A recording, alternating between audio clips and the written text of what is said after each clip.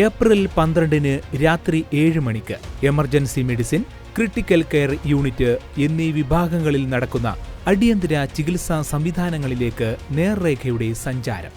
മരിച്ചവർ ഉയർത്തെഴുന്നേൽക്കുമോ? നിലച്ചുപോയ ഹൃദയം വീണ്ടും പ്രവർത്തന സജ്ജമാക്കാൻ എടുക്കുന്ന സമയം എത്ര? മരണം സ്ഥിരീകരിക്കുന്നത് എങ്ങനെ? പോസ്റ്റ്മോർട്ടം അനിവാര്യമായി വരുന്ന സാഹചര്യങ്ങൾ ഏതെല്ലാം? പോസ്റ്റ്മോർട്ടം ഒഴിവാക്കുവാനുള്ള ശ്രമങ്ങൾ എന്തുകൊണ്ട്?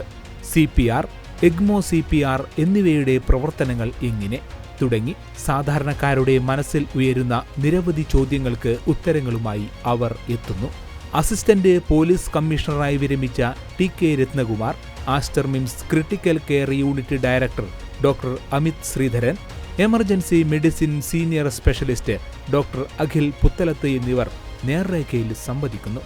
പോസ്റ്റ്മോർട്ടം കഴിഞ്ഞ് പോസ്റ്റ്മോർട്ടത്തിൻ്റെ ഫൈൻഡിങ്സ് നമുക്ക് വരുമ്പോൾ അത് ഒന്നുകിൽ കാർഡിയാക് അറസ്റ്റ് ആയിരിക്കും, അല്ലെങ്കിൽ death due to suicide by ഹാങ്ങിങ് or poisoning, something like that ആയിരിക്കും. അല്ലെങ്കിൽ കാർഡിയാക് അറസ്റ്റ് ആയിരിക്കും. അങ്ങനെ ഇങ്ങനെ പോസ്റ്റ്മോർട്ടത്തിൽ നമ്മൾ ഒരു ഫൈൻഡിങ് നമ്മൾ കൺക്ലൂഷനിലെത്തി അവരുടെ മരണ കാരണം ഇന്നാണ്, കാർഡിയാക് അറസ്റ്റാണ്, നമ്മൾ അവിടെ അവസാനിപ്പിച്ചു. അല്ലെങ്കിൽ സ്വയം സൂയിസൈഡാണ്, അല്ലെങ്കിൽ ഹോമിസൈഡാണ്.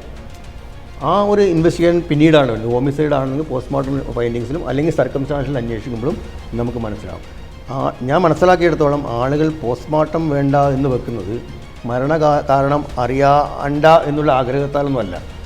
ഒന്ന്, മൃതദേഹം ഈ കീറി മുറിക്കുന്നത് പലർക്കും ഇഷ്ടമല്ല. ആളുകളുടെ ശരീരം മൊത്തം കീറി മുറിച്ച് അതിനെ അനാദരവ് കാണിക്കുന്നുണ്ടാവും എന്നുള്ള ഒരു കണക്കുമില്ല. രണ്ടാമത്, ഇതിൻ്റെ നടപടിക്രമങ്ങളും ഇതിൻ്റെ സാമ്പത്തിക ബാധ്യതയാണ്. ECMO എന്ന് പറയുന്നത് അതിൻ്റെ ഫുൾ ഫോം തന്നെ ECMO, extra corporeal membrane oxygenation.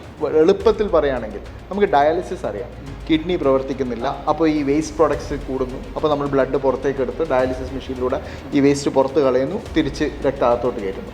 ഇതുപോലെ ഇതുമായിട്ട് കമ്പയർ ചെയ്യാണ് അത്ര എളുപ്പമുള്ള കാര്യമല്ല. എന്താ സംഭവിക്കുന്നത് വെച്ചാൽ നമ്മൾ ഹാർട്ടോ അല്ലെങ്കിൽ ശ്വാസകോശം, രണ്ട് ടൈപ്പിലുള്ള ECMO ഉണ്ട്, VVയും VAയും.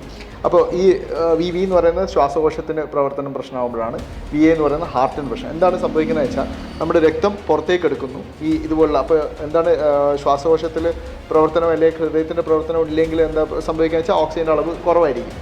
അപ്പോൾ ഇങ്ങനെയുള്ള രോഗികളുടെ ബ്ലഡ് പുറത്തേക്ക് എടുത്ത് ഓക്സിജൻ നമ്മൾ പുറത്തേക്ക്, മെംബ്രെയിൻ ഓക്സിജനേറ്റർ, ഈ ഒരു ഓക്സിജനേറ്റർ എന്ന് പറഞ്ഞിട്ടുള്ള മെഷീൻ വെച്ചിട്ട് ഓക്സിജൻ അകത്തോട്ട് കയറ്റി കാർബൺ ഡൈ ഓക്സൈഡിനെ പുറത്തേക്ക് കളഞ്ഞ് തിരിച്ച് നമ്മൾ രക്തത്തിന് നമ്മൾ ഹൃദയത്തിലോട്ട് ഇതിലേക്ക് തന്നെ തിരിച്ചു കൊടുക്കും. ഈ ബേസിക്കലി ഹാർട്ടിൻ്റെയും ലങ്സിൻ്റെയും പുറത്തുനിന്ന് ഓപ്പറേറ്റ് ചെയ്യുക. ഈ വ്യക്തി അൺകോൺഷ്യസ് ആയിട്ട് ചിലപ്പോൾ അരമണിക്കൂറിന് മുകളിലായിട്ട്, ചിലപ്പോൾ 1 മണിക്കൂറായിട്ടുണ്ടാകും. ചിലപ്പോൾ ഈ വ്യക്തി കുറേ കാലമായിട്ട് കിടപ്പിലായിരിക്കും. പെട്ടെന്ന് ഒരു ആൾ റെസ്പോണ്ട് ചെയ്യുന്നില്ല എന്ന് കണ്ടിട്ടായിരിക്കും ഒരു വെപ്രാളത്തിൽ ഇങ്ങ് കൊണ്ടുവന്നത്.